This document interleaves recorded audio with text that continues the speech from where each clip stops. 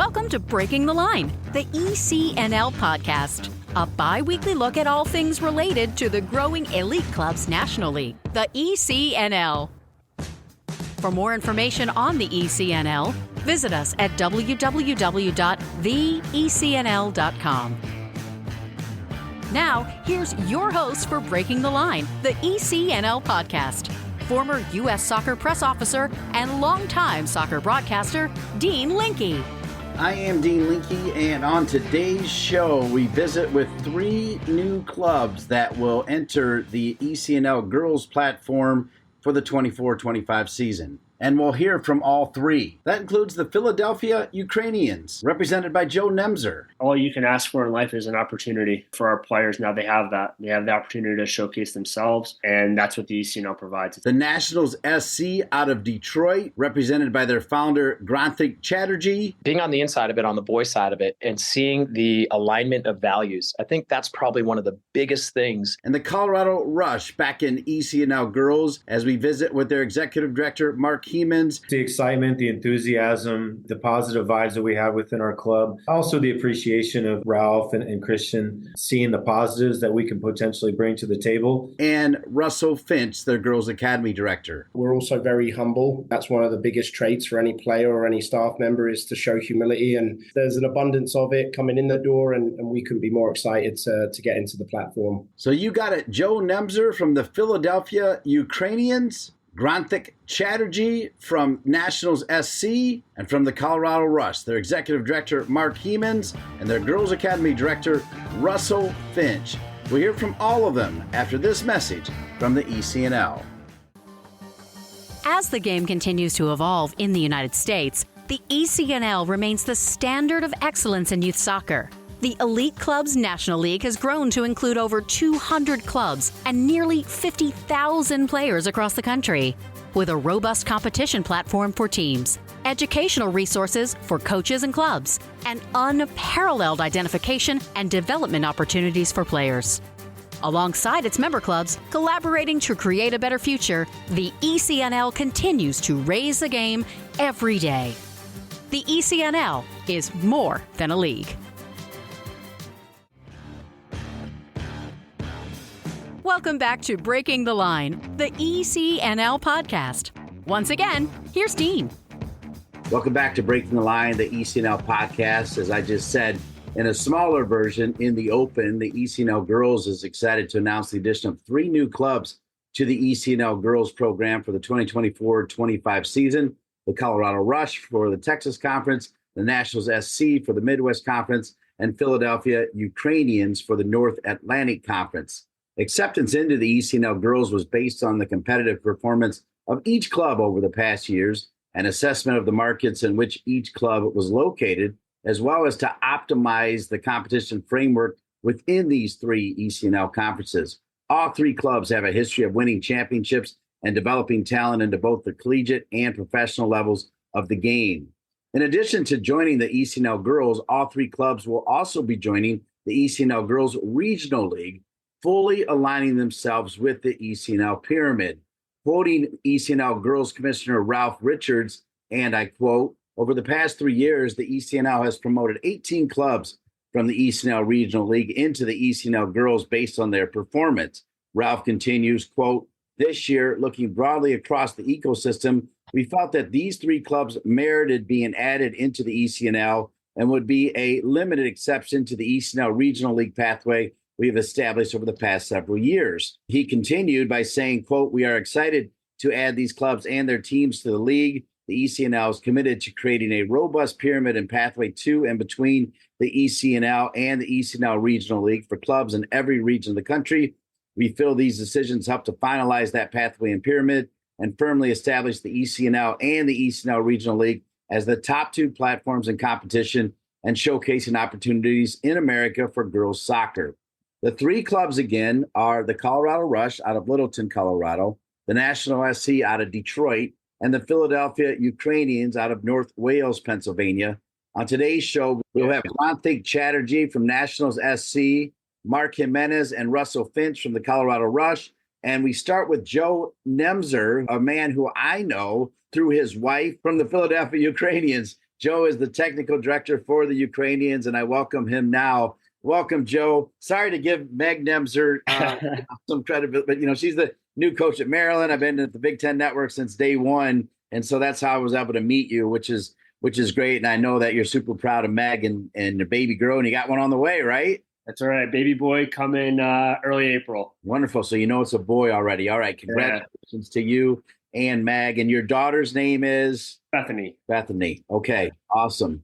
All right. Well, right off the bat, this is a big announcement. I've been doing a lot of the select all-star games, both for the top level and for the regional league. I've been blown away by the number of college coaches that are there, but more importantly, I've been blown away by the quality of play. It's just incredible. And I don't know on the girls' side if there's a better youth league in the world, quite frankly. That's how good these players are. And I've seen enough of them, having called college for almost 30 years now. So just on that own tone, Joe, joining the ECNL with these two other clubs, put into words, speaking for the Ukrainians, how you're feeling about it. Yeah, it's super exciting. Obviously very appreciative to Ralph, Christian, the leadership team at ECNL for the invitation for us to come in.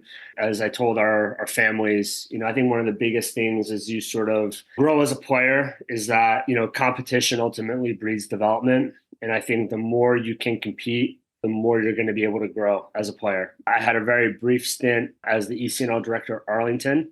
So I got to kind of have my foot in the door from that standpoint and sort of being in it on the inside and having teams that had success and being part of those events from both the coach and director capacity. So, for our players, I couldn't be more excited from a exposure standpoint, but most of all from a competitive standpoint. I think playing against the best every week forces you to train at your best every day. And at the end of the day, for us, that is the direction that we want our players and our club to ultimately go in. So super excited for that. And then really excited for our second teams to be part of the regional league and that platform as well. You're hearing the voice of Joe Nemzer, who is the technical director for the Philadelphia Ukrainians, based out of North Wales, Pennsylvania. They were founded in 1950.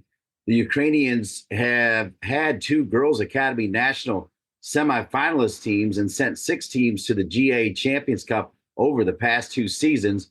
Currently, they have 27 Division I commitments collectively between their class of 24 and 25. And to me, that's saying, Joe, we belong. I mean, that's proof in the pudding right there that you guys belong at this next level. For us, we're really proud of our players, and our coaches to be in this position is a testament to their hard work, their belief in sort of the plan and the process. And I came into the club in 2019 and to be in this spot now, to have the level of kids to go into these schools that our club has on the girls' side never really had before is a testament to being bought into a vision and commitment day after day. And it's really exciting to see now, the kids who have sort of come through our program, the kids who have, whether they were here from 6 years ago, or they came here 2 years ago, whether they came here a year ago, being the standard at the oldest age groups. And, like I told our membership, I told our coaching staff,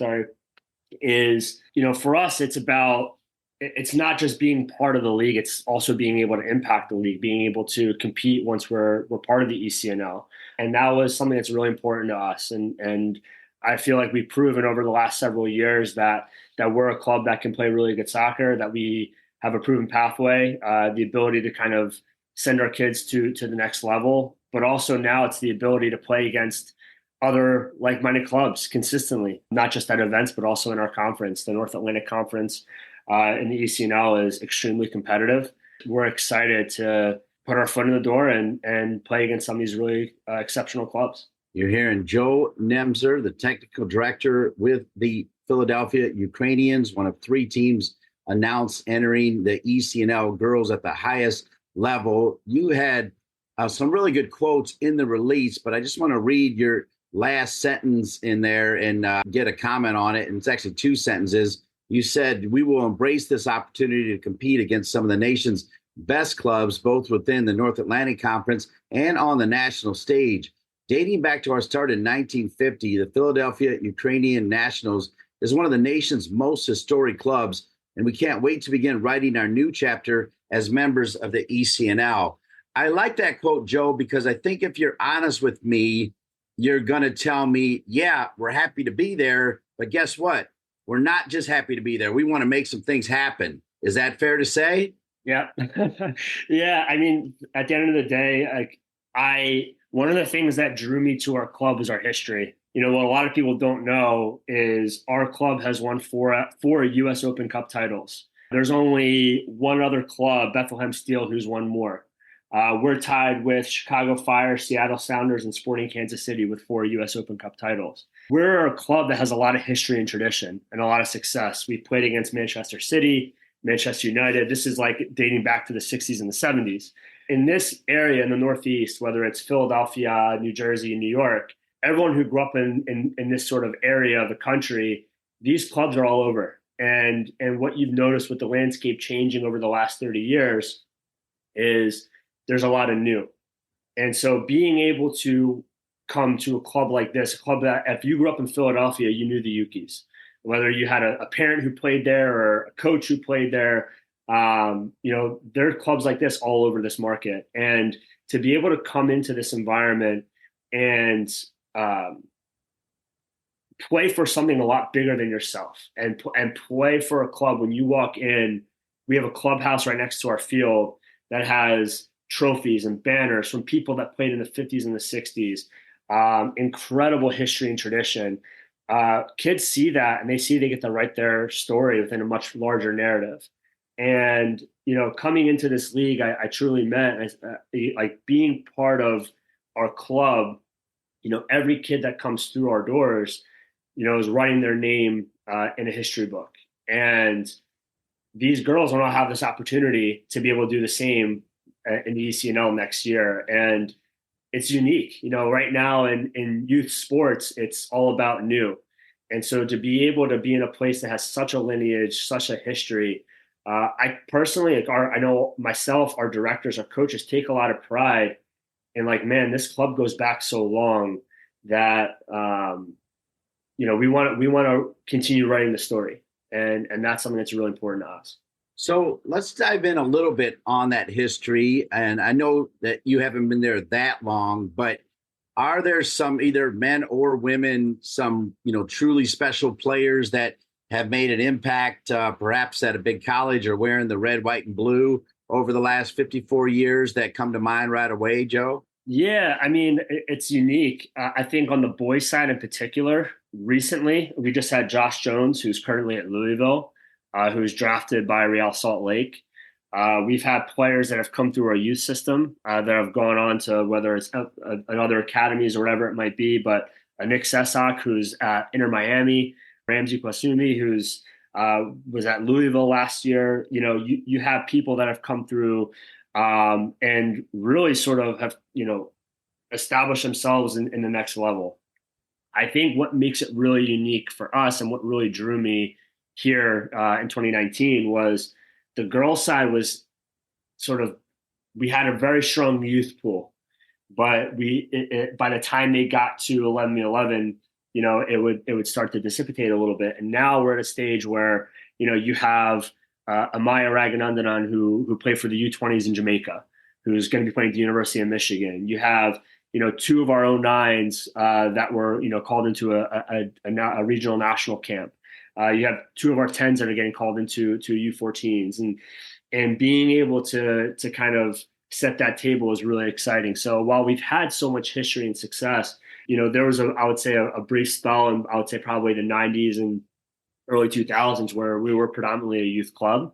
And now we're sort of getting to the stage of, kids that have come through our doors are now having success at the next level, both collegially and professionally. Could you discuss the benefit of the robust ECNL competition platforms with both the ECNL and the ECNL Regional League, and how you think, because it is so robust, you can make this, if not immediate, more immediate than it usually would be on the girls' side? Yeah, I think for us, it's the exciting piece is when you go into the ECNL, eyeballs are going to be on you.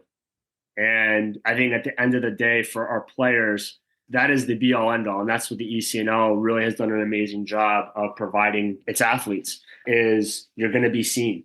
And whether it's being seen by college coaches, whether it's being seen by national team staff, or just being seen competing at a high level, you're going to have a platform.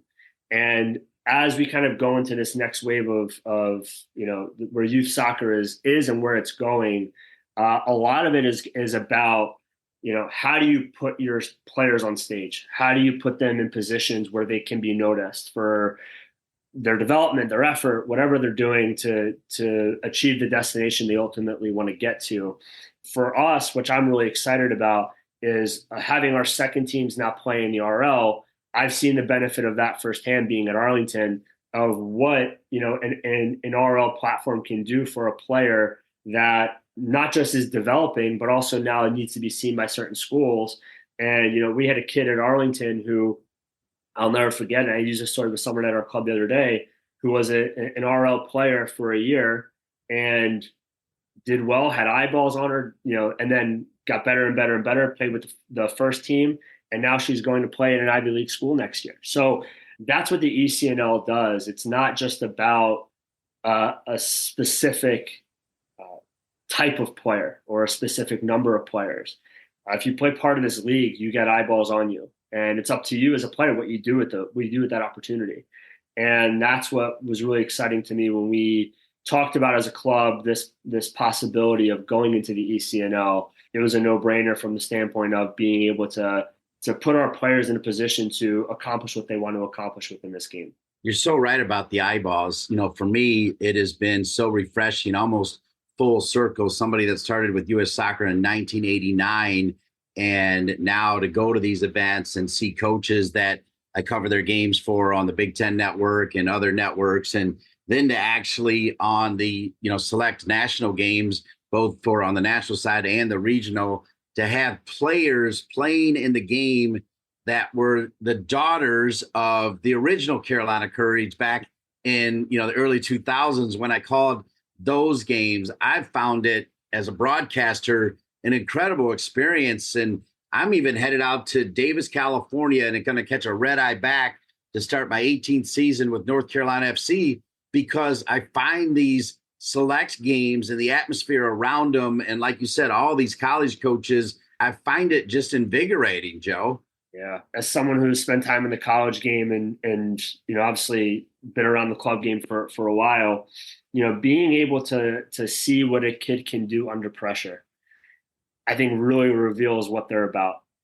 And I think as a college coach, or whether you're a pro coach or whatever it might be, being able to watch a kid in a selection game and having seen that, like, hey, there's no easy position in that game. Like, you're going to be pressure tested. Like, it's going to go bad at some point for you. How are you going to respond?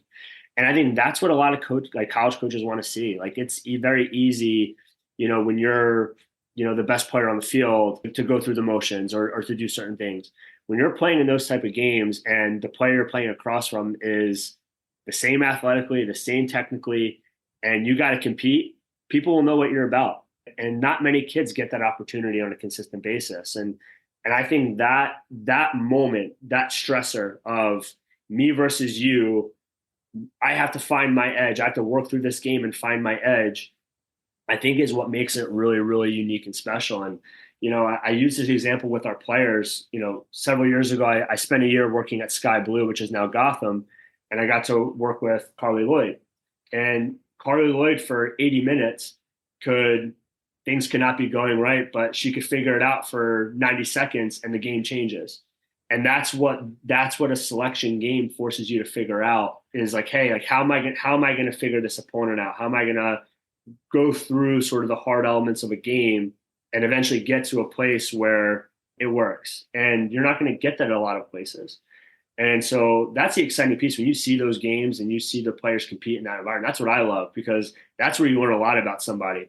It's like, It's very easy to see how it is when it's going well for you, but how are you when it's not? And how are you going to figure it out and respond? And that's the most telling sign of the player. So to have that type of a game, an opportunity for players to participate in, everyone has to bring their best, and it just elevates the game. It elevates the environment, and more people want to be part of it.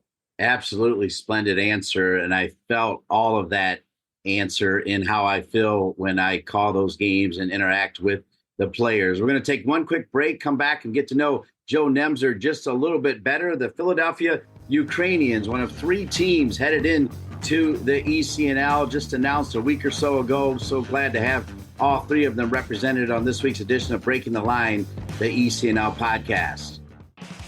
Soccer.com is proud to partner with the ECNL to support the continued development of soccer in the U.S. at the highest levels. We've been delivering quality soccer equipment and apparel to players, fans, and coaches since 1984. Living and breathing the beautiful game ourselves, our goal at Soccer.com is to inspire you to play better, cheer louder, and have more fun. Visit Soccer.com today to check out our unmatched selection of gear, expert advice, and stories of greatness at every level of the game. Welcome back to Breaking the Line, the ECNL podcast. Just about 5 more minutes with Joe Nemzer, who's the technical director for the Philadelphia Ukrainians. Joe, we joked right when we started that I knew you first because of your wife, Meg, who had great success at Rutgers and now is the head coach at Maryland and working through that process while also having another baby coming up here as well. But Joe, before you met Meg, give me your story. So where were you born? Where did you play youth soccer? Where did you play college soccer? How did you get into the game, and what other things have you done? Yeah, so I grew up in suburban Philadelphia, a town called Newtown, Pennsylvania. Grew up playing local club ball, local club in our market. Honestly, I got into the game because of my older brother. You know, he played and followed older brother. Whatever he did, I had to do. Got to a stage where I went to play collegiately at a local university called Penn State Abington. Played there. I was also fortunate enough to play on the baseball team there as well. You know, as I look through my experience, I think that was a really foundational part for me as it relates to my coaching career, because I got to play for a guy named Dave Castellanos, who's actually our boys director at Yuki's right now. So that's actually how I ended up back at the club, funny enough. I played for him, and he was a young coach at the time, and just his passion for the game, and just he's a very fiery individual, and it just ignited that in me. And I knew I wanted to be a coach after playing for him. I knew that's the direction I wanted to go.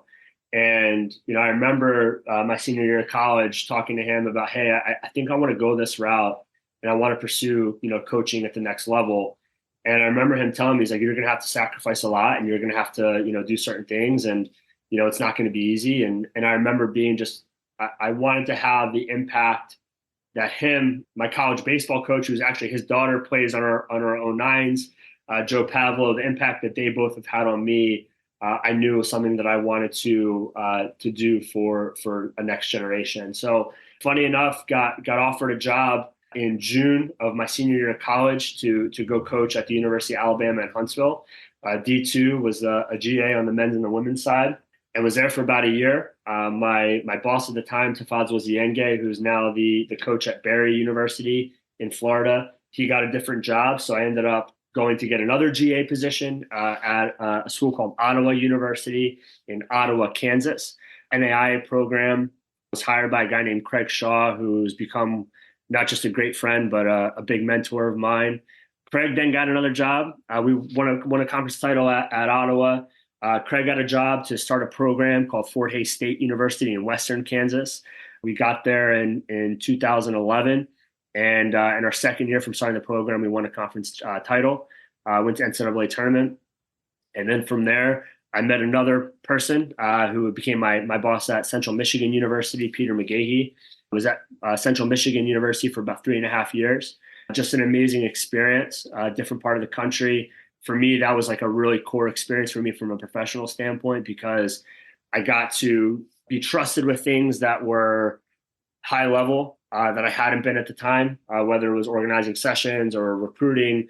I was trusted with a lot. And I think working for Peter really changed my career trajectory. And in 2016, I had a little bit of success at Central Michigan and was offered the head coaching position at Mount St. Mary's University down in Emmitsburg, Maryland. So at the time, I was 29 years old, one of the youngest Division I head coaches in the country. At that time, really Was an exciting experience. Was charged with sort of turning that program around in the NEC.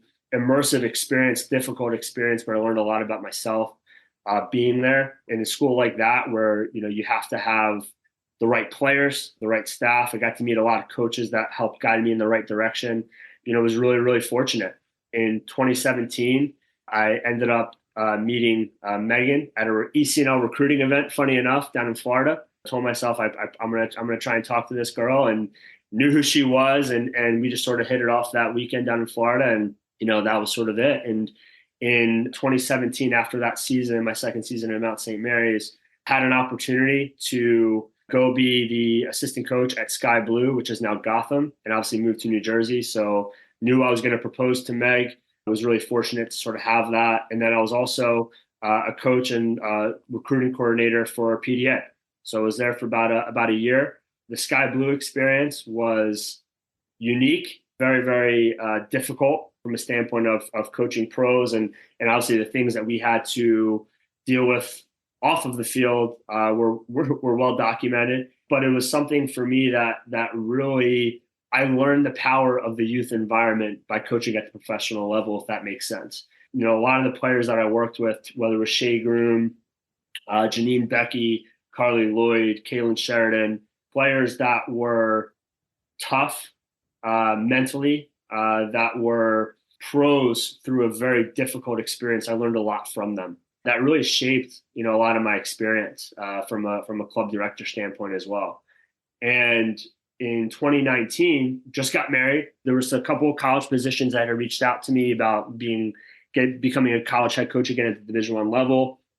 But for some reason, I just felt called to the club side. My college coach, Dave Castellanos, kind of full circle moment, calls me in the winter of 2018 saying, hey, our club's looking for a girls director. You're going to need to get your hands dirty and you're going to do a lot of work, but there's potential. And when I went there, I got to kind of meet the board, certain people that really sold me on it. A guy who's a big influence in my life still is Dan Harmon, who's still at the club. He kind of sold me on a vision of where everything was going. I remember coming home to Meg that day and being like, I think I'm going to take this job.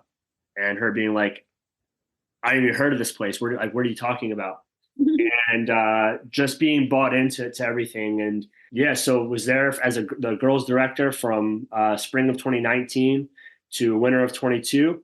Obviously, Meg got the position at Maryland. Was very fortunate to have that year with her on her staff, and that experience as a family I thought was really unique and cool, of getting to share that with her. And it was a lot of work that first year, but in addition to that, also got to be ECNL director at Arlington down in Virginia. So got to work with Herman Perry, who's the technical director, someone I consider a very good friend to this day, and was there for about a year before the Yuki's called me the winter of 22 or 23, sorry. Basically said, hey, we'd love for you to come back, serve in this capacity. And, I grew up in Philadelphia. I grew up in this area. I'm emotionally tied to it. A lot of countless hours spent in building. And, now, it's about taking the club to the next level. So that's sort of me in a nutshell. I've seen a lot of husband and wife coaching combinations. We know about Tiffany Roberts-Sahadic and her husband, Tim, and the Browns did it for a while. And, those work great. I've also seen the former NC State softball coaches were a husband and wife that came out of St. Francis, and it was a disaster. So sometimes it's maybe smart to do what you did. You had that year, but now she can build her own thing and you can build your own thing. Is that fair? Yeah. I mean, I think the first year coming into Maryland, it had to be immersive. It was like there was a lot to do.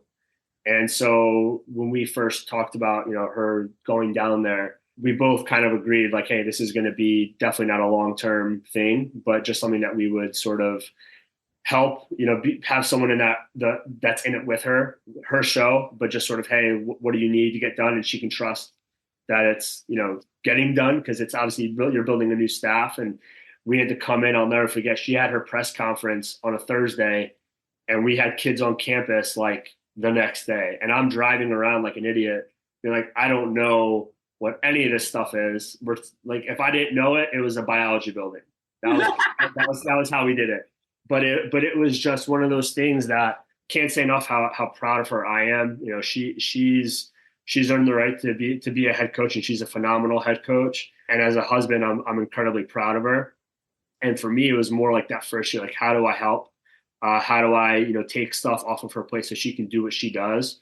And now that her staff is in a really solid position, like, I'm just sort of we come with our daughter, we cheer the games, and we're fans of her and the program, obviously, and that's pretty much it. But I enjoy that element of it, to be honest with you, because could we work together? Yeah, but I want to be a big supporter of my wife, and I don't want to be, I think it's different when you're in it every day.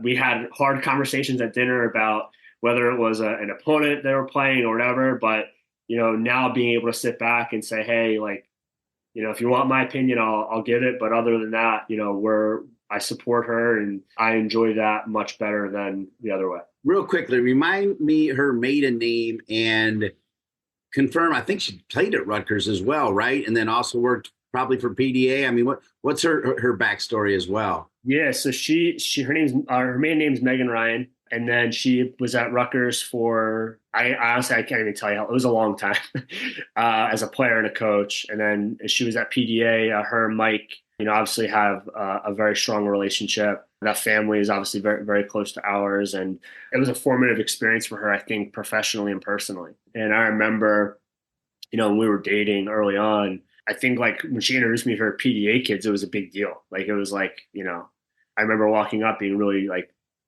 this, it was bizarre, but it was, you could see how much it meant. Right. And I think, she spent a large formative part of her experience there. And it was certainly, really exciting for her. Joe Nemzer. And I remember you telling me the baseball story too. So I'm glad you shared that, but, really glad that, through Meg, I got to meet you. And now through the ECNL podcast, I get to have you on, and you kick off this week's show with 3 clubs joining ECNL Girls. We'll end with that. ECNL Girls is incredible. Really just simply, Joe, when you hear ECNL, knowing that you're going in, just 1 or 2 sentences about what it means to you and the Philadelphia Ukrainians. It's just the opportunity.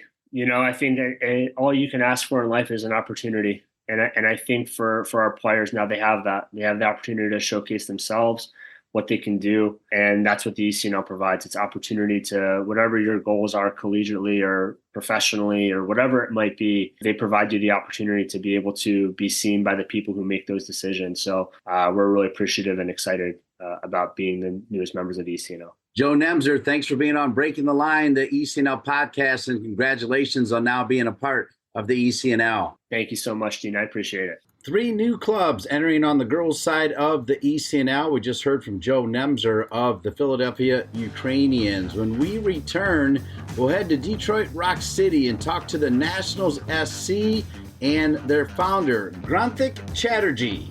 Gronthik, after this message.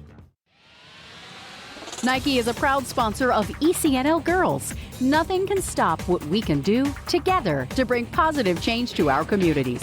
You can't stop sport because # you can't stop our voices. Follow Nike on Instagram, Facebook, and Twitter. Welcome back to this week's edition of Breaking the Line, the ECNL podcast, where we are proud to talk to all 3 of the new clubs that are going to enter the ECNL girls side for 2024-25 season.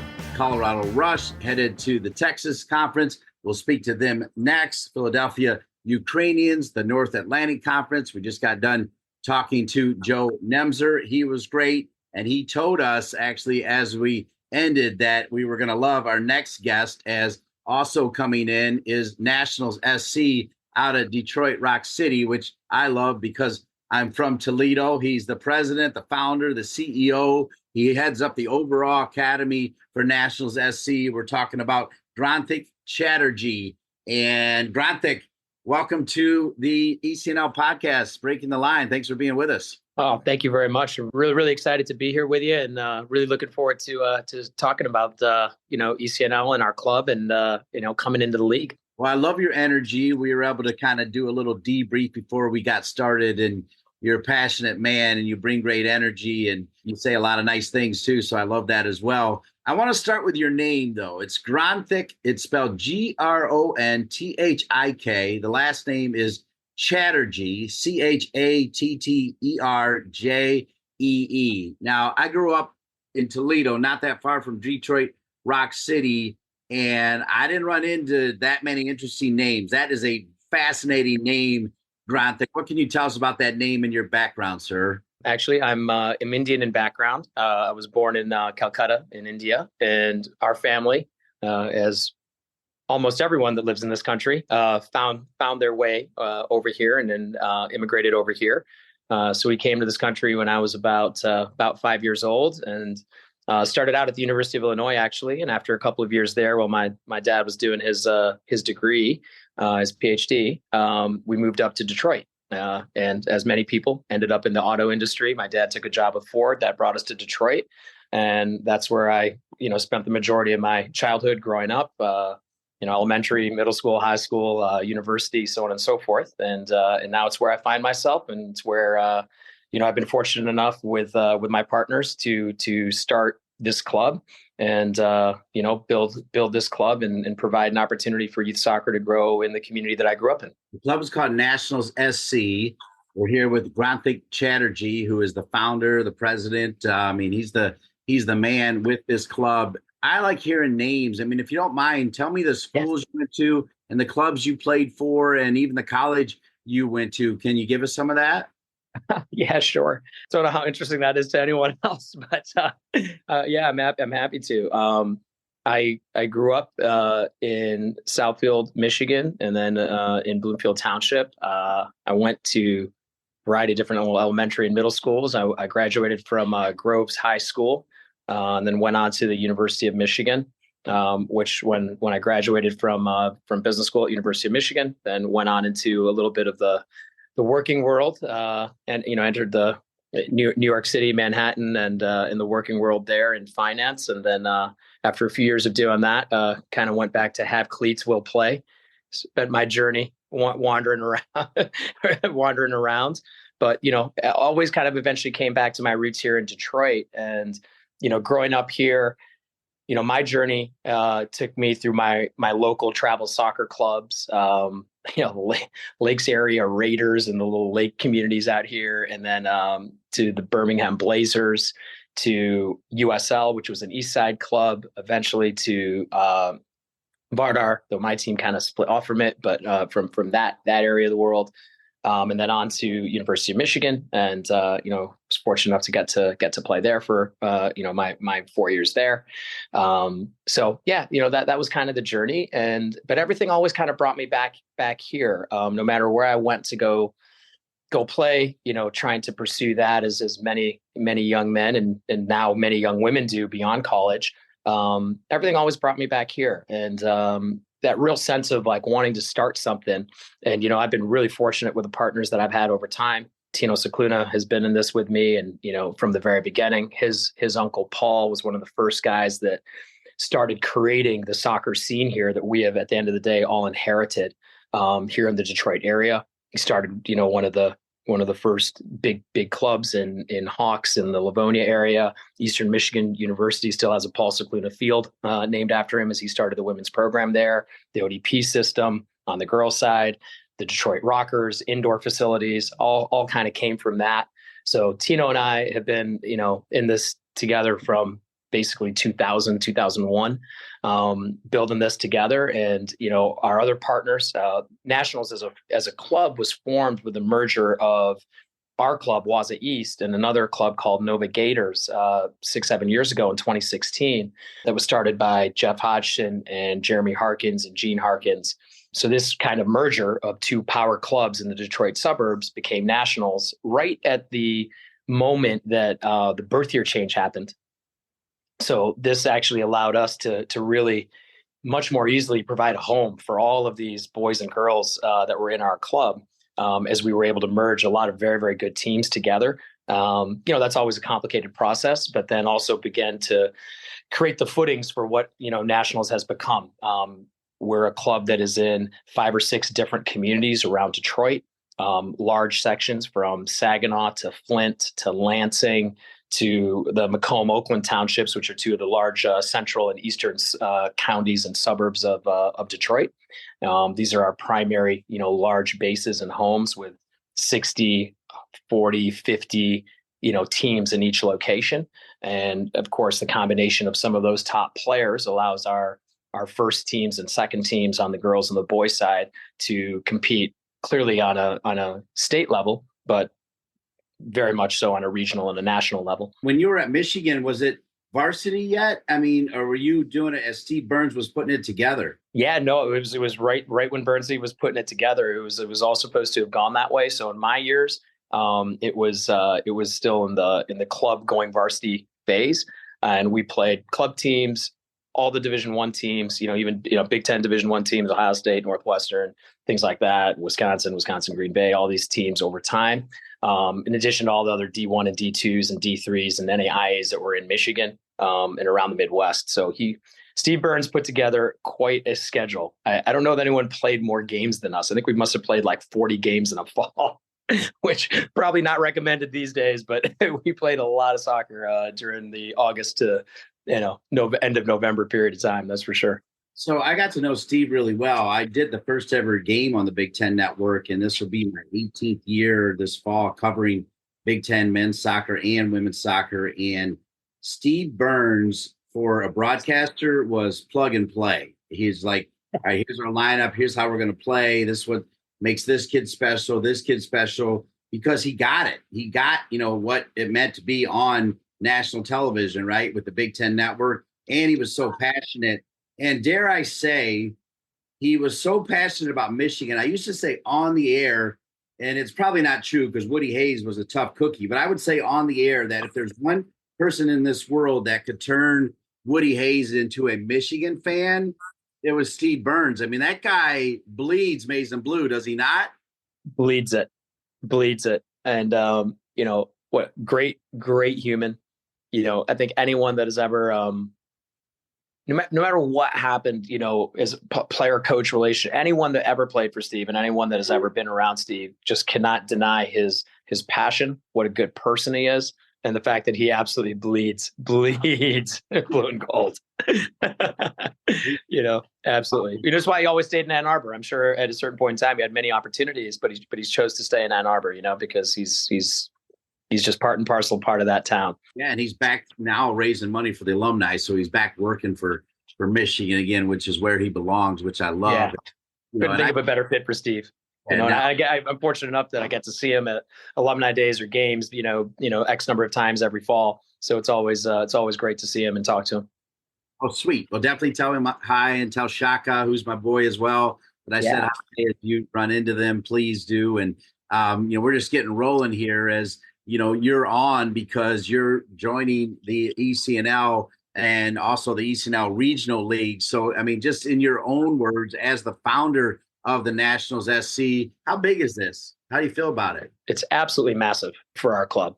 I feel privileged. I feel quite honored that we have been, given this kind of feather in our cap to be able to join what is clearly clearly a leader in youth sport. Number one is a league on the boys side and the girls side. We've been fortunate enough to be on the boys side, right, for the last 3 years, and just watching from the inside, right, as opposed to being on the outside and just observing from the outside of this, being on the inside of it, on the boys side of it, and seeing the alignment of values. I think that's probably one of the biggest things. There are very easy, low-hanging fruit to cover in terms of what the ECNL provides on the girl side and on the boys side, from the level of competition, the day in and day out competition, the standards of the league, obviously the quality of all of the regional and national tournaments, the showcase events, the amount of college scouting, the youth national team scouting, the youth national team call-ups of ECNL girls players and at this point boys players too. These are the things that are very, very palpable, and they're very real. They are real on the ground, value added pieces for all of our players and for all of our families, and of course for our coaching staff, right? And to be able to compete day in and day out, where every single game is a high level of competition, it's incredibly important, I think, for our top players. I think we have, as a club now, earned the right with the quality of the girls and our boys programs, where we have very, very good teams and very good players. And it's a real credit to the coaching staff, and it's a real credit to the players and the time and energy they put into their own development, that we are able to have that within our club. This was not the case 20 years ago when I first started coaching, right? When we first started building this club up. But we are there now. And for us, I think the best way to look at it is to say that steel sharpens steel. And we need that, right? We need that competition to push ourselves higher, right? From a very real perspective, for me, competition is where it's at, right? So why do we need the opponent? We need that competition because it forces us to dig deeper inside of ourselves, right? Sometimes it's really hard to push yourself to a new higher level unless you have somebody right next to you that's going toe to toe to you, or someone that is better than you. And when you have that internally, but then you also have that externally in the matches that you're in, that is how you continue to rise. That is how you continue to push. That is all part of the process for your own self-development and your team self-development and eventually your club self-development, right? They're all kind of larger and larger concentric circles of development, right? And they're all process-based. And that process is, I think, that process is made richer when everyone else that's in your environment and in your platform that you get to compete against is coming from the exact same place and has the exact same ideas and has the exact same kind of players and competitive drive and competitive spirit. Now we all get to push each other to rise. And that's good for soccer, right? That's good for each of the clubs. It's also good for the colleges that inherit these players, professional teams that inherit these players, national team, our national team, other national teams, right? Because I think a lot of the girls that are playing in this platform have, they can represent a few different countries, right? And you have that now, right? Whether it's Mexico, the United States, European countries, they have access to different ways. But that's the key, right? Is that we're all helping each other rise and we're all pushing each other to rise, right? Does Michael Jordan win all those rings if he doesn't have to go through Larry Bird and the Celtics and Isaiah and the Pistons? And if you don't have those challenges, how do you find that next thing that you need to become the champion that's inside of you? I'm all about an NBA comparison. I love that as well. And I'm also all about, it's kind of unbelievable that right off the bat, you mentioned The Tipping Point. It's one of my favorite books. It's something that I probably bring up in almost every podcast I do because I'm always interested in what was the tipping point. And so what I want to do is say, since you did the boys side for, I think you said 3 years on the ECNL, what were some of the takeaways that you took from ECNL leadership, from conference play, from everything else that you were doing that allowed you to say, hey, when we get a chance to go on the girls side, we're going to make that happen? I'm very, very happy that you asked this because I think I started that answer and I went to all the things that I think are the more obvious things about why being in ECNL and being in the ECNL Regional League are value adds and important to our players and our coaches. But I think the strongest thing is this alignment of values. In multiple conversations with Jason Kootenai, with Christian Lavers, with Ralph Richards on the girls side, with the club directors that I was working with on a pretty weekly basis, right? Because you're always in competition in the Ohio Valley on the boys' side.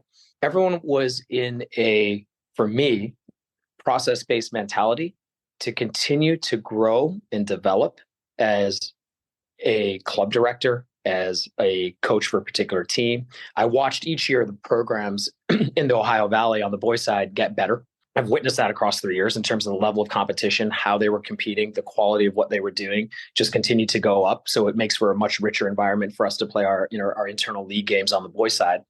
And then the boys' side, larger leadership from, Scott Sebring, who has been our Midwest, our Ohio Valley, rep and leader, to Jason Kootenai, to, like I said, Ralph and Christian. Every meeting, every conversation, the ECNL AGMs, every single interaction, I was more and more impressed with where the leadership wanted to take the league. and on both sides, right? We want to be the very best league at youth development in the world. That's a strong statement. That's a very, very strong statement. When that came out at the AGM 2 AGMs ago in Las Vegas, I thought that was, okay, how are they going to back this up? It's one thing to make a strong statement. How are you going to back it up? What kind of gauntlet are you laying down? And then what are going to be the set of actions to implement this very, very bold statement? And that is what I watched occur across the year, from standards that continue to rise, helpfulness that continues to be given by the league. So let me give you some specific items for me. The staffing out. When a league staffs out the way that the ECNL has done across the last 2 years to implement X number more tournaments, which are huge, huge benefits to the player pool, the parent pool, the coaching pool, and the clubs, right? To staff out this many more tournaments, to do them so well at every level, and watching that process build out across the last 2 years, it's been exceptional. That's profound. If that was the one and only thing that happened, it would have been dynamically impressive to me. Just that in and of itself, because I understand what a massive undertaking that is to hire so many more really good people, implement and execute on every one of these tournaments. And that number, doubled, and maybe it's tripled at this point. I don't even know, compared to 3 years ago, how many more events are being run. That's a significant push for a platform to take that on. To then add an app that is going to become an all-encompassing app across the next year, to then add coaching support and ways for our coaches, a standard of continuous development. Again, this continuous development, this process-based growth and development for your staff, for your coaches, for all of your member clubs. This is all going to make the process better and better, and force the clubs to rise. And if the clubs all rise, just like, if you're a coach of your own team, if every individual in your own team is committed to their individual development plan and is really committed to their personal growth, as they rise, your team will naturally rise, right? And so if you view that, then I think from the ECNL's league leadership perspective, if every one of the people that work within the ECNL is best in class, and we keep hiring more of those people, if every one of our clubs is best in class and we inspire them, right? Because it can't just be the whip; it has to be the carrot. We have to inspire them for their own development, and then give them tools where they can do so. So this new coaches, app that everyone has access to now, that is profound to me, because now everyone has easy access to such high quality learning, and that's just the standard. And that forces everyone to go up. And I'm really excited about things like that, where there is now a specific action that aligns to the values and to these bold statements, right? If you're going to build your castles in the sky, that's wonderful. But now you have to create the foundations underneath it. And I think this league across the last 3 years has really impressed me in its conviction to do so. We're here with Gronthik Chatterjee, who heads up Nationals SC out of Detroit Rock City. They've already been on the boys' side of the ECNL. Now they're headed to the girls' side. Look, I've been to the AGM the last couple of years. I've been to the coaches symposium, and all along I knew that they have some really bright people. Christian Labers and Doug Bracken, and now, as you mentioned, Jason Cutney and Ralph Richards, and really talented people on the marketing side. But I really did get the sense from somebody who's been a U.S. soccer ambassador way back to 89 when I was with the women, in 91 when they won the World Cup, that ECNL isn't trying to run this like a dictatorship. They are looking for input from the clubs, and they are using the input. Am I wrong about that? Oh, I think you're 100% correct. I mean, I've witnessed that happen. Just even within the alignment of the divisions within the Midwest, in how our ECNL Regional League on the boys' side is set up. Just some basic feedback on how to divide the two kind of half subsets of the conference. Some information I think came back to ECNL leadership, just as a concrete example of this. Feedback came back to ECNL leadership on what we thought would be a more constructive way to divvy up the league, and why, and what the logistical reasons were behind it.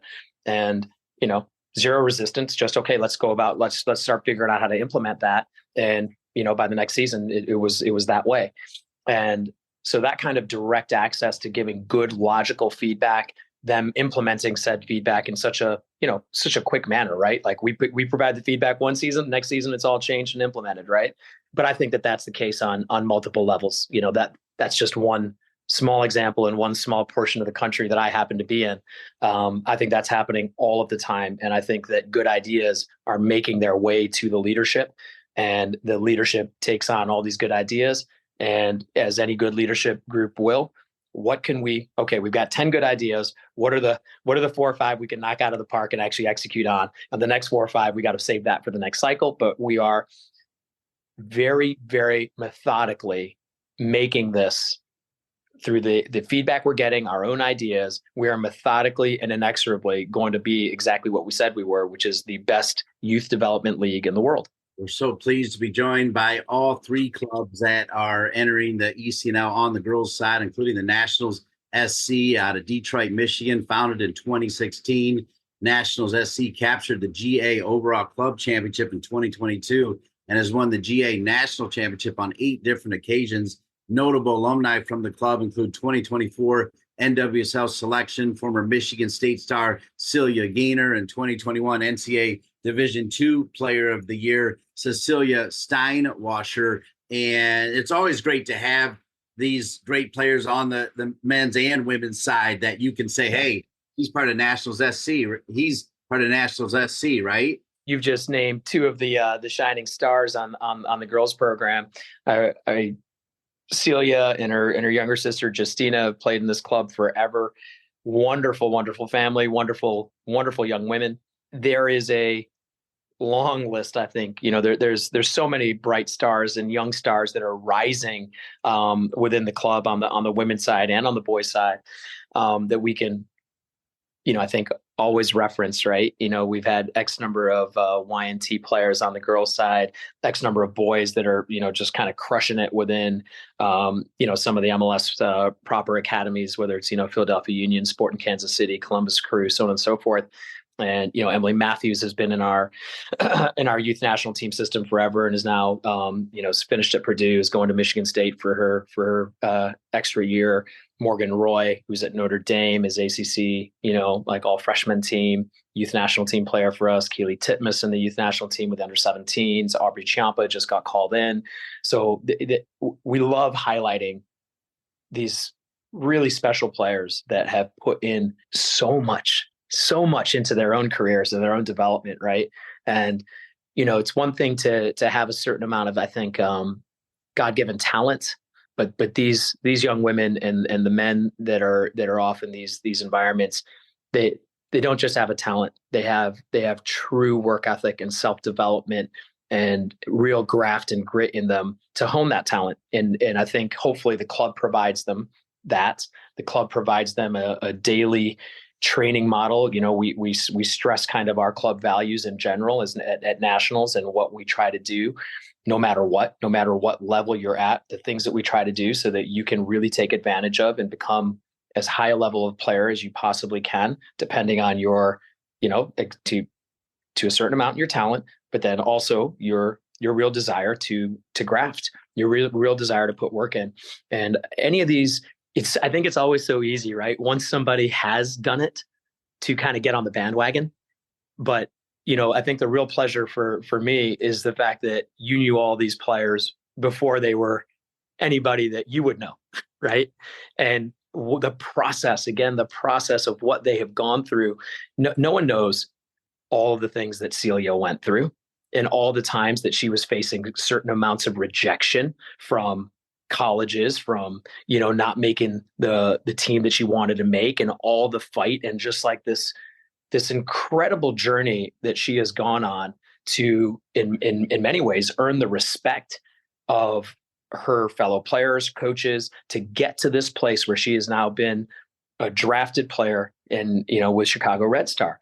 That journey is downright incredible because she wasn't feted from the very beginning. She wasn't the player that was straight into the youth national team. Oh, what a talent. This young woman worked so hard through repetitive denials and tough moments and tough situations to graft her way into this position. And I couldn't be more proud. And I think that's always it, right? Is that for every one of these stars that we have, and we're so blessed as a club to have so many talented players on the girls and the boys side that we could have this same conversation about. But I think that the true joy is when you knew them when they weren't the name, they weren't the household name, they weren't the soccer household name, right? And you hope that for all of them that they're just going to be a regular household name in America, like the Mia Hamms in the past, where everyone just knows her because she's Mia Hamm, right? And you want that for all of them. But before Mia Hamm was a Mia Hamm that everyone knew, before then a soccer circle knew her, and before that, no one knew her, and only a very, very small portion of people knew her, right? And that's the cool part, is watching that journey happen for every one of these players. Another great take from Gronthik Chatterjee, who is the founder, president, CEO. He oversees the academies. We'll get the names of the two people that head the academies after this question. Gronthik Chatterjee, I love the fact that you went to Michigan, because by going to Michigan, it's like, being at UNC and understanding the rivalry between UNC and Duke. By you going to Michigan, you get Michigan and Ohio State. Great rivalries, increase, great competition, which is what the ECNL is all about. Look, you're right there in Michigan. I called the U19 Girls Championship last year. The Hawks were in it again, knocking on the door to try to get it. So I imagine the Hawks are going to be directly in your conference, right? And that rivalry's, it's on, right? Is that the best way to say it? Yeah, absolutely. Absolutely. Like anytime I think you have two exceptional clubs that are right next to each other, really effectively at the end of the day, 30 minutes across town, it sets up that wonderful, wonderful environment where steel gets to sharpen steel. And, that's the key for me always. Right. So, the beauty of being in the ECNL now going forward is that every single showcase tournament event that we go to, whether you get to play against Crossfire or Slammers or, PDA, whatever it is, you're getting to play against, it's always going to be steel sharpening steel. But to now have that right across the way in not just, let's say, a scrimmage or a friendly, as friendly as our friendlies can ever get when you have really, really competitive players playing against each other. But now, it's counting in the standings. And I think that's a wonderful opportunity really for all of the girls, whether, no matter what badge you represent, it's a wonderful opportunity because you get to sharpen yourself against each other all the time. Right. And that's a really cool thing, just to have that inside of our own conference and inside of our own town. And yes, it will become, as it should become the rivalry. It should become, Celtic Rangers, Boca River, however you want to look at that, United Liverpool. It should become that thing because that's cool. That's cool. It generates excitement for all the players, the coaches, the families, all the way across the board, right? But I do think, another really important thing to for me anyways, is that we're all in this to grow the game and grow the love of the game and to grow the players. So yeah, man, I want that rivalry to be super intense and like awesome. But then afterwards, we're all here in the same soccer scene, and we're here to help each other, and we're here to help all these, young women, young men grow and find the best in themselves via the game, right?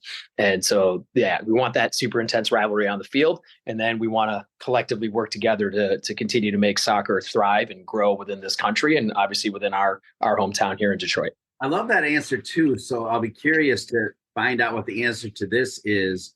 When Doug and Coach Krisnick found out that you're coming into the ECNL, did you hear from them at all, or are they waiting to see you on the field? What's going on there?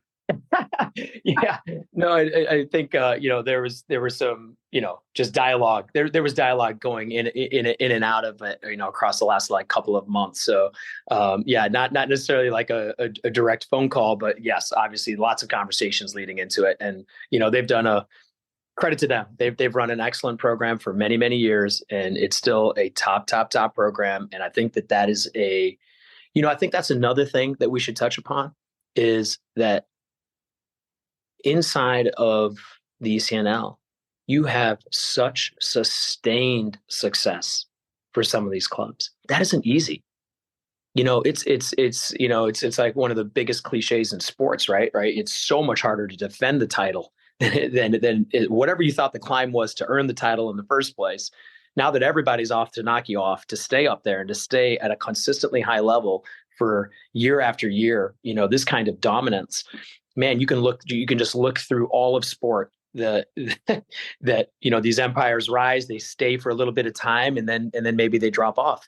And, I think that consistency of top level performance, top level player development, top level competition in terms of, vying for championships and in some of the clubs that we now get the opportunity to compete against on a regular basis, that sustained greatness is so difficult. And you have to give credit to all of the clubs and all of the leaders of those clubs in managing that, and it's what we have striven for. Hopefully we have done that across, our short time here. And that's what we have to continue to strive for. And it's a constant process. You have to stay on it all the time in order to have sustained success. So no, I give them credit, and I look forward to the new competition and the new rivalries that will ensue. Well, set your expectations for me. You're going in there now, and you're in one of the toughest conferences in the ECNL, just with the Hawks alone, let alone some of the other great programs, across in Ohio. I mean, just big time programs, right? All along. Tell me the names of your two academy directors that work under you, and then the one that'll be leading the girls' side, and be so bold as to set expectations for even year one for me, if you can. Sure. Again, I think our organization's blessed to have great leaders. Zane Pollock has taken over for me as our boys side director. Zane's been in this club for 10, 12 years. He's been kind of at my right hand for many of those years with our boys side teams and programs, though he's also coached in the beginning on our younger side girls. He's had the full gamut of second and third teams and under 8 and under 9 kids all the way through to adults, right? And he's coached at every level. He's a wonderful coach, one of the best young coaches that I've seen around, and he's a great leader. So I'm really excited to be able to pass the baton on, just as we have individual development plans for all the players. I think as an organization, we want to have those plans and ways of rewarding and pushing and having our coaching leadership and our directing leadership have opportunities as well to rise. So Zane is more than ready to take this on, and he's taken that baton from me mid-year this year, and is already I think he's making the program better than whatever I had it at. So kudos to him. And, it's good. His job is to make me look bad, and for everyone to not be able to, no one's looking in the rearview mirror wishing they had me back. So it's perfect. So Zane's running our boys side. And then we've been blessed for the last 4 years, ever since COVID.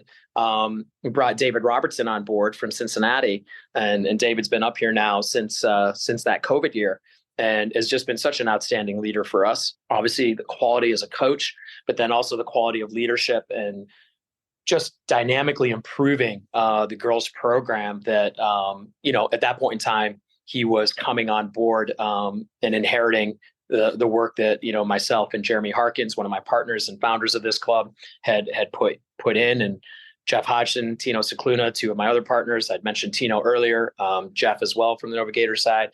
They have been constantly building all of the platforms underneath and supplying us with all of these incredibly gifted young players on the girls and the boys side that have come through them, and they've stepped into that arena as well and coached at those high levels, but have concentrated on the feeder system leading into this. So, between Jeff and Tino and Jeremy, David came in, inherited what I thought was a pretty good soccer program, and has just enhanced it in so many different ways. And so, I'm super excited for the girl side program, and for David now to be able to take on the leadership of this program going forward into this new platform in the ECNL. And if I'm setting expectations, I think our expectations, I think it's such a cool thing, right? At the end of the year, to end up seeing kind of where your club ranking is, right? Within the ECNL, and on the boys side, we've steadily, climbed. I think, we were finishing last year at 11 in the country. So our goal on the boys side is to, I will look at it this way, Dean, in the way that I looked at University of Michigan and Michigan Business School. I want our club to perennially be on the girls and the boys side in the top 4 clubs in the country. That's where I want our club to be. I think in any given year, on the field based on your successes. And, we all know sports comes down to moments, and sometimes those moments go your way. Sometimes they do not. But if you are consistently in the top four, kind of like, if you were at business school, or you were looking at business schools, the same four names are probably always going to pop up. It's always going to be Harvard and Stanford and Michigan and Northwestern, and they just kind of rotate on 1 through 4. They just rotate. Any given year, it's one or the other's ranked 1 and one of the other's ranked 4, right? And everything in between. And that's where we want this badge to be. We want nationals as a badge to perennially be there, because for me, if we are always in that standard and we're always in that top 4, that means that we have gotten to a place of sustainable success and true greatness. That's what true greatness is sustainable success at the very, very top level. So that's the goal. And what it will take to get there is an even greater effort than where we're at now on all sorts of different levels. But that for me is absolutely the goal, is for us to perennially be in the top 4 in the boys side and the girls side of the ECNL from now till whenever. This has been a wonderful interview. We're here with Gronthik Chatterjee, who heads up the Nationals SC, one of 3 teams that are headed into the ECNL for the 2024-25 season. The Philadelphia Ukrainians, we already had Joe Nemzer on, and we'll also hear from the Colorado Rush after we finish up with Gronthik. I got 2 more questions for you, Gronthik. I love your story. I love the fact that you went to New York, and I can picture it already. You're like, this is fine, but I really want to be on the soccer field. And I've always said home is where the heart is. Like I don't live in Ohio, but I go back there a lot, where my mom and dad are from. I told you I grew up a Tigers fan. I was there for the Bad Boys. Obviously the Lions making it that close was incredible. And for me, when I broke into soccer, and I'm going to stand up for a second, I had 2 things happen to me. So I got an internship in '89 with U.S. Soccer, and right away I was with the women out in Santa Barbara, and Debbie Belkin from Michigan was on the team. That made me feel great. And then they said, hey, Dean, you're going to go with the 92 team for the men after the 91 World Cup. And Alexi Lalas, look, he's not Detroit Rock City. He lived in a very affluent part. He lived out in Birmingham, I think, right? But, he claims Detroit. Alexi actually signed. So I was with Alexi for the 92 Olympics. I saw him. He knew what he was doing, man. He started growing that beard and everything else, and growing the hair. And then this is the 94 World Cup team, where he says, to Dean, you kick ass, 1994 U.S. World Cup team. I say all of that because I feel like at the end of the day, when you are connected to your home in some way, you're protected, right? You're loved, right? Like you're together. And that happened with you as well, right? Coming back home.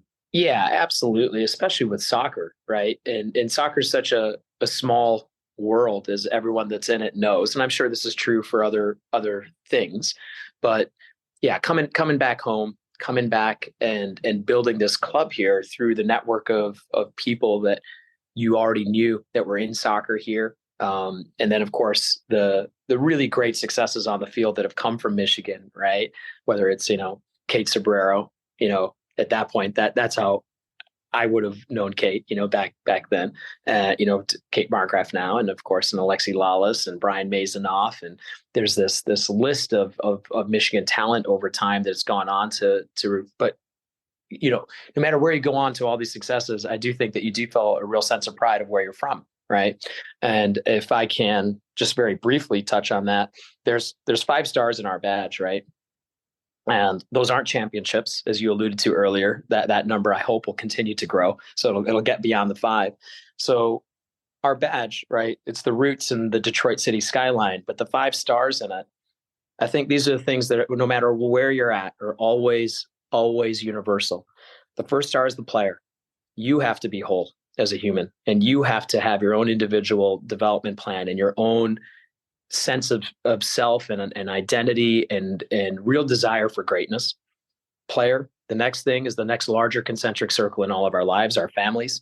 I'm sure at different points in time, we all have had our ups and downs within our own families, but that's your family, right? And the next thing would be your team. That's the next star. The next star is your club, our club, Nationals. And the next star is our community, which for us here is, the community of Detroit and Southeast Michigan. And that's what it stands for. And I think that really tries to encompass this exact idea that you very, very randomly have touched upon, that root down, our roots are always here, and they're always rooted in our community, to our club, to our specific team, to our family, and then ultimately to ourselves, and then vice versa. Build, whether you're building from the individual man or woman outwards, or you're building from the community inwards, these are always the things that resonate with us, and where we grew up, where we're from, and wherever we move to. I've always wanted to grow the game. I always want to convey my love for soccer to everyone that I can encounter, and inspire people to the game, inspire people to how beautiful it is, how great it is, help players that want to be great at it to be as great as they can be. But for me, at the end of it all, this is anybody that's involved in youth sport. What you're really involved in is human development, right? And because the game ends for all of us. Now we'll continue to play, in a recreational way, maybe our whole lives. And that's the joy of the sport and the love of the sport that hopefully gets honed in you when you're, in a young soccer environment, right? But at a competitive level, it ends. For a lot, it ends at 18. For a few lucky ones that get onto college, it ends at 21, 22. If you're profoundly lucky, you get to continue playing at a professional level, like Celia Gaynor, and you get to continue to do that. Maybe that takes you to your mid-30s. But then what? Right? You still have 60 more, hopefully, years of living. And you better be able to translate the things that made you successful, or the things that didn't make you successful on the soccer field, and translate that to your real life so that you can be a successful person. And that's really what we're after here, right? Soccer is the mechanism. It's our tool. It's the envelope that we get to connect with all these young men and women about, and inspire them through sport for their own personal greatness. And then hopefully start to connect the dots, so all the green dots in the matrix start to make sense to them as to how to translate that into every aspect of their lives, so that they're successful people, successful young people, and then eventually successful adults, right? And that's what this is about, And then once you have that foundation as a human, as an individual player, well, if you have a whole team of players that are this way, you're probably going to have a pretty good team. And then if you have a bunch of teams that are that way, you'll probably have a pretty good club. And if you're a pretty good club, now you get to represent your community and do more things in your community and represent your community in the proper way wherever you travel to. And you'll always feel connected to that. And then your job is to have a positive impact within your community, right? Whether it's outreach events, things like that. And you want to bring that as a human to whatever the community is that you eventually end up, right? Whether you started in Toledo and now you're in Chapel Hill, North Carolina, you're bringing that there, and you're bringing that you're your own community wherever you go with a show like this, right? So you get to bring that community to the world in terms of everyone that you get to impact. And so all of us in our own way have that, I think that kind of obligation to understand ourselves, understand how we impact all of the larger concentric circles around us, so that we can be successful people that then have a successful, positive impact on the world around us. And hopefully all the while continue to love the game of soccer and to keep helping the game of soccer grow in our country. Well, such a brilliant answer, because not everybody, you're right, is going to make the national team and play for 20 years, but hopefully they're going to be, good moms or dads, good community members, great doctors, physicians, lawyers, all of that. So with that, my last question, and I'm really just looking for just one sentence. When you hear these 4 letters, ECNL, what do they mean to Gronthik Chatterjee? Greatness. Nothing wrong with that. I'll tell you what, It's been great getting to know you, Gronthik. This has been really fun, really wonderful interview. Really excited that you're one of the 3 teams headed into the ECNL on the girls' side. I'm glad that you got to take a look on the boys' side as well. And thank you so much for being on this week's edition of Breaking the Line, the ECNL podcast. Well, thank you so much for having me and this wonderful opportunity to get to share a little bit about our club, about all the great people that are in it, and some of the successful players, and of course the future that is yet to come, which we're very excited about and very proud to have this opportunity. Proud to have you on, and we're not done, as we will hear from the Colorado Rush, their Executive Director, Mark Hiemenz, and their Girls Academy Director, Russell Finch, to wrap up the show. Mark Hiemenz and Russell Finch from the Colorado Rush after this message. The ECNL is pleased to announce Quick Goal as the official goal provider and partner for ECNL Girls and ECNL Boys, a new partnership created to support the growth and development of the country's top players, clubs, and coaches. At all national events, including national playoffs and national finals, the Quick Goal Coaches Corner will provide hospitality and social space for ECNL Girls, ECNL Boys, and collegiate coaches. Quick Goal will also be the presenting sponsor of the National Championship winning ECNL Girls and ECNL Boys Coaches of the Year and the ECNL Girls and ECNL Boys Goals of the Year. Quick Goal looks forward to helping the ECNL continue to elevate the standards of youth soccer and provide more opportunities to players on and off the field in the coming years.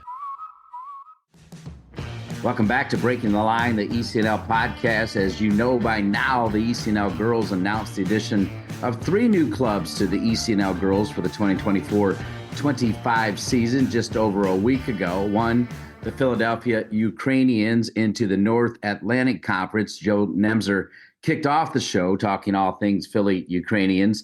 The Nationals SC out of Detroit Rock City, led by their founder, Gronthik Chatterjee, who was our last guest. And the third team is the Colorado Rush. They'll be headed into the Texas Conference, and we're joined by their Executive Director, Mark Hiemenz, and their Girls Academy Director, Russell Finch. Mark, first I'll say hello to you. Thanks for being on the ECNL podcast. Thank you. Thanks for having us. We appreciate it. All right. And Russell Finch, thank you also for being on the ECNL podcast. Yeah, thank you. All right. Well, I mean, this is pretty exciting. I have to believe the Colorado Rush has already had teams on the boys' side, right? Like, you guys are pretty familiar with the ECNL, or do I have that wrong? And either one of you can answer that question. Well, currently we have a Colorado Rush boys team on the ECNL RL platform. Okay.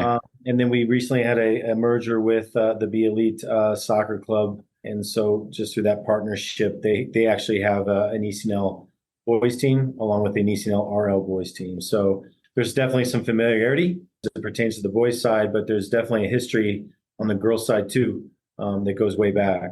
Oh, okay. Well, why don't you fill us in on that if you can? Tell us about that history so we can get up to date. Yeah, so we were one of the founding members of the ECNL back in 2009 when Christian managed to get it from what had been an event platform into a full-fledged league. So Colorado Rush was one of the inaugural members of that league in 2009. And when I came to the club in 2013, I spent several years in the ECNL with our Colorado Rush girls teams.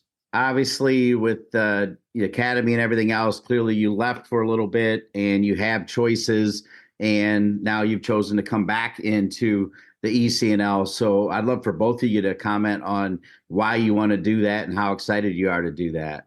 I think it was just a kind of an evolution, and again, that we reached a point where we had to really consider what was in the best interest of our players long term, and the opportunity presented itself to put our name in the hat with the ECNL. The ECNL has just grown tremendously, not just on the ECNL side of things, but also on the ECNL RL side of things. So it benefits just a larger pool of players. And just as we were looking at that relationship and going that direction, it just made a lot of sense. From a competitive standpoint, the Texas Conference is an outstanding conference, a lot of really good clubs there. So you're going through a really tough stretch anytime you go there, but also exposure-wise for our players that would benefit them, both short-term and long-term development of the younger players and progressing them into the high school ages, and then obviously for college exposure for our older players. So there were just so many boxes that the ECNL and the ECNL RL check for our players and our player pools. It was an easy decision. Very good conversations with Christian and Ralph over the past couple of months, and it was just a happy marriage, I think, moving forward once the announcement was made. So we're really excited, and I know Russell, is getting a lot of enthusiasm from his members or the players that he works with on a day-to-day basis. there's a couple of areas, the localized competition in our former league. We didn't have enough games locally. We were restrictive with what we could do within our state because of the way we did our tryouts. So we just found that we needed more localized competition and meaningful games within that competition. And then, I might be the only one to say on the podcast, but holistically, I think that, the ECNL put on events like no other person in the country. It's an experience that the players always will remember. It's an experience that I always remembered when I was coaching in the ECNL. And I think that's really important for us, is for players to have an experience that they remember, because the wins and losses, they come and go, as you know. And when you go to an event with the signage and all the cosmetic stuff that the ECNL put on, you really feel that you are a part of something special. And I'm really excited for our kids that haven't been in the ECNL to go and experience that. It's going to be a great time for them. Well, I will tell you, Russell, you're not the only one that has said that. You might be the most eloquent in saying it. So I appreciate that. Yeah, you're really on point. So I'm glad that you appreciate it. And I agree. It's first class, right when you walk in there. Look, the Colorado Rush has a tremendous history, no matter what league it's in, but specifically in the ECNL, and maybe Mark's the right guy, or and maybe Russell. Yeah, I think maybe Mark's the right guy based on his history there. Can you recall some years where you've won some championships in your first go around in the ECNL on the girls' side, and then maybe even on the boys' side present day? Well, no, I think Russell can actually give you a more clear answer. I came in as the executive director. I have obviously a history with the Colorado Rush, and was when we were in the ECNL back in 2016 and into 17. And I had to actually move to Texas, but I was with the Texas club, the Challenge Soccer Club down there, and they were obviously an ECNL club. And I got to experience the Texas conference firsthand, and the quality of competition that it offers, and of course the coaches and just the exposure for all those players is top class. And so, but I definitely think Russell has spoken a bit about the history and his experience when he was in the ECNL in the first go, and I think he can definitely elaborate some more. Yeah, Russell, do you remember some years and age groups where you won some titles? Yeah, we had a very good team that you might have heard of some of the names, but Jordan DiBiase, that ended up, she was on every national team as a youth player, sure. Has been into a She Believes camp. That was her age group that won the first national championship, I think in 2011, and I want to say it was against PDA. That group had an unbelievable roster with Jordan now playing at Louisville, and Betsy Brandon got drafted by the Dash. So it was a fun team, and then we won one more. I think it was in 2015 or 2016. So, but the thing I remember the most, like I said earlier about the wins and the losses, was always where they would do the live draw. And I remember we would always set up a training, and then we'd go in the locker room and we'd put on the live draw that the ECNL had done. And it was just such a great experience for the players to find out live who they were going to play at playoffs. I'm not sure if they still do that, but it was an experience that I always remember how excited the kids were to hear their name, kind of like how they do it in the NCAAs and they all watch it. That was how we used to do it, get all the group together. I'll tell you what, I'm not surprised. It seems like every year Christian and the group, they kind of listen to folks like you, Russell, and Mark, and take direction. And every year they come up with bigger and better ways to do what they're doing, both at the top level and then even with the regional league. Are you guys going to be involved in the regional league too? I was definitely part of it, and we'll have an ECNL RL team as well, and in the Mountain Conference for the ECNL RL. And again, we're really excited for that group of players. It's another opportunity for them to play a lot of meaningful games in the same region, and against, and just kind of continue those rivalries inside the state, which also benefits our ECNL players as well. And so, but also from a national stage, there's just a large number of opportunities for them to attend these types of ECNL RL events, which again are top class and a great experience for the players. So it's just holistically, definitely, again, to use a reference of Russell, benefits our players from the first and to the second teams. Hey, one more question about notable alumni. You mentioned a couple, but I don't think you said Lindsey Horan, and I'm not sure if you said Corey Dyke's name, and there's a couple other ones on here, I think, as well, right? Well, you mentioned Jordan for sure, but, I call a lot of games for Penn State. I'm going to miss her being a Nittany Lion. I think she's with Orlando now, but, Corey and Lindsey, did you coach both of them? Corey was actually a part of a program called the Senna, which was a program where kids would get up at 6:30 in the morning and train before school. So as much as Corey smiles, it's actually quite remarkable that she can still smile at 6:30 a.m. when it's 20 degrees outside. So she is really a happy kid. But yeah, Lindsey's obviously doing us proud, being the U.S. women's national team captain and continuing to be a role model for our younger players. And yeah, we've also, with being in the ECNL and the Discovery player, we had Chardonnay Curran that's, in the NWSL.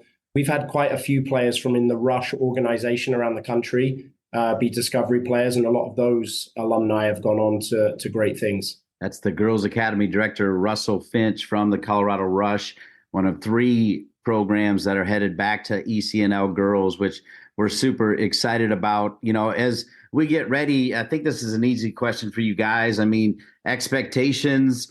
You've been out for a little bit, but not that long. And because you're the Colorado Rush, I'm hoping you're telling me your expectations are you're going to go win this thing in multiple levels. Well, we're going to Texas, right? Where the mighty giants of Solar and FC Dallas and Sting and DKSC and the Houston clubs. I mean, it's going to be, like Mark said, it's going to be the best thing for our players. We truly believe that the games you get and the tough competition only prepare you for the postseason. And we've been a part of that, in previous years, that we realized that although it seems tough at the time, the rewards come at the end of the season when you're fighting those teams week in, week out. So we are excited to go into the Texas Conference. All right, we're going to take one more break, and we're going to come back and get to know Russell and Mark a little bit more on a personal level. This is Breaking the Line, the ECNL Podcast. From athletes just starting to turn heads to some of the best athletes to ever play their games, Gatorade shows that they are the proven fuel of the best. For the athletes who give everything, nothing beats Gatorade, the studied, tested, and proven fuel of the ECNL. Welcome back to Breaking the Line, the ECNL Podcast. We're hanging out with 2 of the head honchos of the Colorado Rush, their Executive Director, Mark Hiemenz, and their Girls Academy Director, Russell Finch. And Russell, I want to start with you. Recognize the accent there as well. Can you give us a little bit about your background, where you grew up, when you came over to the States, when you got with the Rush? And it's a podcast, so take your time if you don't mind. Would like to get to know you a little bit better. A native of Southampton, England, and not many people have heard it until the Premier League really kicked off in this country. But what it's famous for, it's where the Titanic set off from. And don't blame us; it was built by the Irish. But yeah, that's what it's famous for. Went through the academy system in England, and then decided to come out to the States and play soccer here, and ended up in California playing and then coaching there for about 10 years. And if truth be known, I was living in Santa Monica, probably 2 blocks from the beach. And I met the founder with Tom Stone of Colorado Rush, Tim Schultz, and he was doing a license. And we kind of hit it off, talking about philosophies and, just how we viewed the game. And a week later, he called me and he said, "Hey, I've got a position. I want you in Colorado, but there's nothing available here. But I've got a job for you at Georgia Rush in Atlanta." I said, "Tim, I live 2 blocks from the beach. Why would I want to go to what they call Atlanta?" And he's like, "No, it'd be a great thing. Just go there for a year or 2, and then something's going to open up here, and I'll get you in."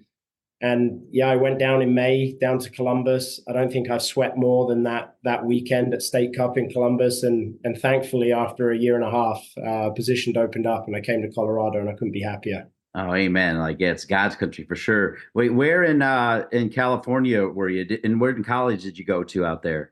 So I went to a Cal State school, San Bernardino. But I lived even when I was in school, lived in the Pasadena, Northridge area. Then after college, moved to Los Angeles, coached there for a club that doesn't exist anymore, but it was a good club, the LA Rampage, and then just lived in Santa Monica before I left. Yeah, great times. Yeah, good times. It's funny. You and I have all of us have a lot in common. I lived in Mission Viejo, and then when I became the director of communications for MLS, their first ever, we lived in Santa Monica, and I worked in the Century City Towers and loved it out there, actually. And then Colorado was the last team named to the MLS. And so Phil Anschutz and Bob Sanderman went to me as a youngster. I got to be the press officer of the women in 91, and then the Olympic team in 92, and then the senior press officer for the 94 team. And I was only like 23, 24 years old, living the life. And they wanted me to come and run the team. And one, I couldn't have done it because I wasn't that smart, for sure. But two, I'm like, all right, look, I'll come help if you'll let me broadcast your games, because it's probably going to be the only way I ever get to do what I really want to do. And they said, okay, yeah, come. So I come and I get paired for 3 years with Tom Stone, who, and I feel bad to all my analysts, I probably worked with literally 150 in 30 years of broadcasting, but Tom Stone still remains the best analyst I've ever worked with, man. You talk about a human talking machine. I mean, Tom Stone can talk about anything, can he not? Yeah, that's why he's a good recruiter. Yeah, amen. Well, that's the crazy thing about it. My assistant at the Colorado Rapids, Haas, she married a guy who played for the Giants, and she was one of the dancers for the Colorado Rapids. She's now playing for Tom Stone. And Timmy Schultz and I got to know each other really well way back in the, when I got here in 96 and hung out with all those guys. And then every once in a while, Lauren would show up and Bruce and, the crossover and everything else. Hey, did Steve Tritch ever work for you guys, or did he work for one of your competitors? I think he did, because he got an award with the state one year, and he mentioned Colorado Rush and Tim and kind of the mentorship I think that Tim gave him. So I know he's got some connection with the club. But real quick, so I can drop another alumni name, you said about working broadcasting for the Rapids. Do you know Jordan Angeli? Yeah, of course. Yeah, absolutely. She's I don't want to say my favorite alumni, because then I, upset, 6,000 kids that have been through the club, but she is an incredible human being, did a lot for the club, actually coached Corey Dyke's team, talking about her earlier. But yeah, Jordan Angeli, what a fantastic woman she is. I just saw her. Ohio State hosted the women's championships, and that was when she was still living in the Columbus area. And the Dykes, so Annette Dyke's sister had 5 girls, right? Annette had 2 girls, 7 girls. All 7 of them played sports in college. 1 played at Ohio State, 1 played at Toledo, 2 played at St. Mary's, and are all brilliant. And they're all friends with Jordan Angeli. And she came over that night, and we all sat around the fire and everything else, and just talking great memories about Colorado. So everybody loves Jordan. So yeah, I'm glad you dropped them as well. I can sympathize with their husbands with all that at Thanksgiving and Christmas, because I have 6 nieces and 2 sisters. So anytime me and my old man could get out the house, the better. Yeah, amen. Amen. That's a lot of girls. That is. Yeah, they're all super sweet, though. Really fantastic people. And, you can see it, right? Whether they're playing hard on the field or when they talk to reporters afterwards, Corey and all of them, and Jordan when she does her work. Good people, right? You can feel it. Yeah. For sure. All right, Mark, how about your story real quick? Well, I was born in Indiana and then moved to Michigan. So I'm kind of a Midwesterner. Played my college ball at DePaul University, a little small private school in Indiana. And then got the coaching bug pretty much right out of school and moved to Colorado back in 98. Went out to a park, Addenbrook Park, looking just to get involved in coaching. And I had helped out at my alma mater after graduating for a period of time. And the spring of 98, I met Tim Schultz at Addenbrook Park. And that was about 8 to 10 months after Rush had started and formed. And I was just looking for a club to help coach. And he's like, hey, you got this team, go here. And there you go.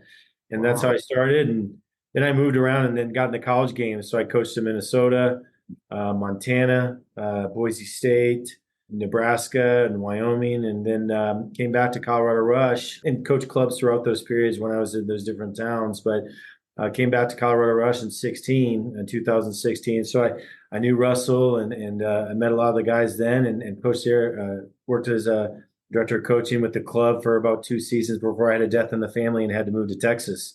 My wife and I and son moved down, and Pat O'Toole, the executive director of the Challenge Soccer Club, him. up, and he's gave me a place and as a director at the club there at Challenge, and something I will never forget to this day, letting me have that opportunity.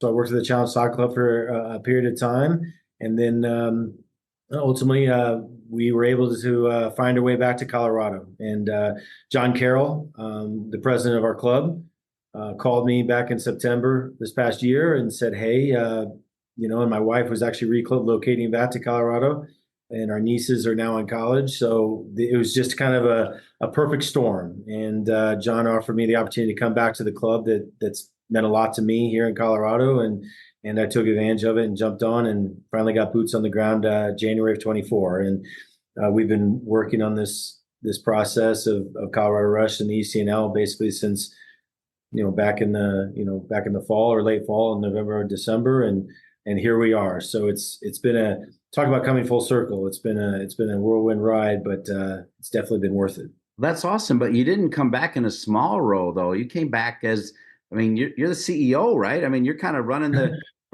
business books. John's the president CEO, so I'm the executive director. So it's an exciting challenge, and my experiences down at the Challenge Soccer Club, and obviously being a head coach at the collegiate level for a long time, and as well as an assistant, I think definitely prepared me. The other part of it is you need an exceptional staff, and you need to be surrounding yourself with exceptional people that are going to do the work.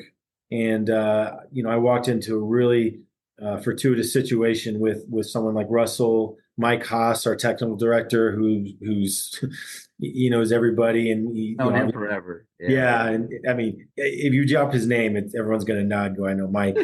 And then we have Cacho Cordoba on the boys' side, John's brother Jeff, Una, Ina's daughter Ashley Fitterer, and Luke Meadows. A lot of those coaches on the staff on the ECNL side for the girls are just tremendous people, eager learners, but also there to really benefit the player. And so we have a lot of really exceptional pieces in place. So I kind of walked into a lucky situation where I want to enable them, support them, and then advise them as they need it. And the best way to say it is when you have good people like that, you want to surround yourself with them and just turn them loose.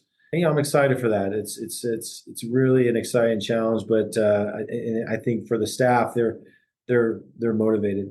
Well, I appreciate you guys letting me ask you a little bit more about, who you are and where you came from as you guys get ready to get back into the ECNL on the girls' side and do big things. And I think we'll end with just repetition, because repetition, I think, is information, and have both of you say just, what it truly means to be one of these three teams that are getting back in for the 24-25 season. Yeah, I'll go first. Obviously it's an honor, with the league and how established it is, and to be, in the name with those three clubs. Obviously, we know the guys at Nationals and the Ukrainians. We've had a lot of great games, especially with Nationals. I seem to play them every time I go to an event. Yeah, we're just very honored to be a part of it. We're also very humble, and I think that's one of the biggest traits for any player or any staff member is to show humility. And we're certainly going to walk through the ECNL door with a ton of humility, and we'll probably get humbled even more when we play Solar. So,